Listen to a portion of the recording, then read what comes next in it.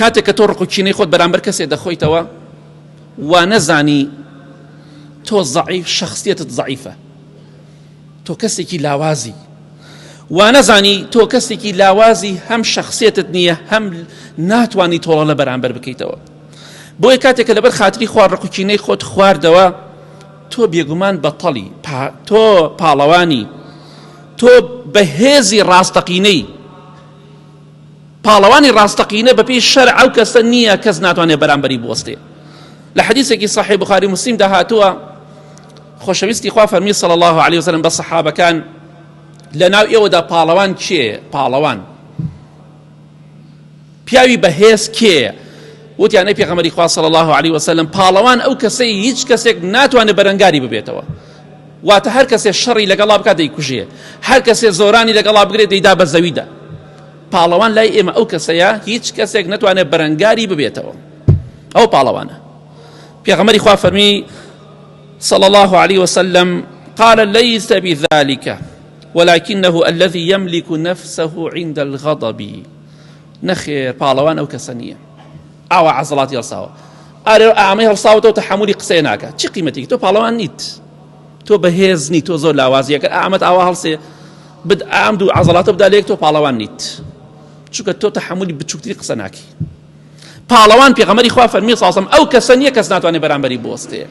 پاڵەوانی ڕاستەقینە ئەو کەسەیە لە کاتی تۆڕەبوونا خۆی بگرێ، ئەوە پاڵەوانە، چونکە دەست ناوەشێنێ، چونکە تەسەڕوفاتی شێتانە ناکە، پەلاماری خەڵک نادا، وا بووینە با بە خۆماندا بچینەوە. ئەو پاڵەوانی ڕاستەقینەیە. کەواتە پاڵەوان ئەو کەسەیە خۆڕاگر بێ. پیاوێک جوێنی دا بە ئیمامی عومەری کوڕی عەبدولعەزیز کە یەکێک لە خەلیفەکانی ئیمانداران ڕەحمەتی خوای لێبێ، زانایەکی گەورەی تابعینە، مەشهوور و بەناوبانگە.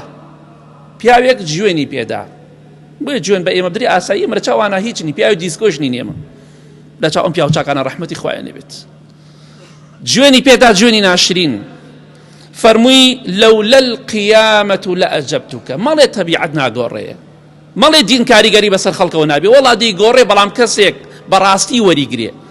ئەگەر دین بەوە وەرگرم بەخوا نوێژ نەکەم حەیامە چێ، ئەگەر لە ترسی ژنەکەم بێ بۆ جومع و جەماعەت و بۆی لای خەڵک باسم نەکات، چونکە خەڵکێکەیە ژنەکەی لە ماڵ بە زۆر دەریەکە، ئەڵێ بەخوا نەڕۆی لای خەڵکی لەم جومعە ناکە.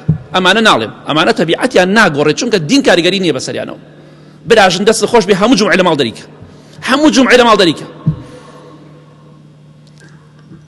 ئەم پیاوە جوێنی پێدرێ، فەرمووی ئەگەر قیامەت نەبوایە وەڵامم ئەدایتەوە، کەواتە لە ترسی قیامەت جواب نادەمەوە، جوێنت پێ نادەم.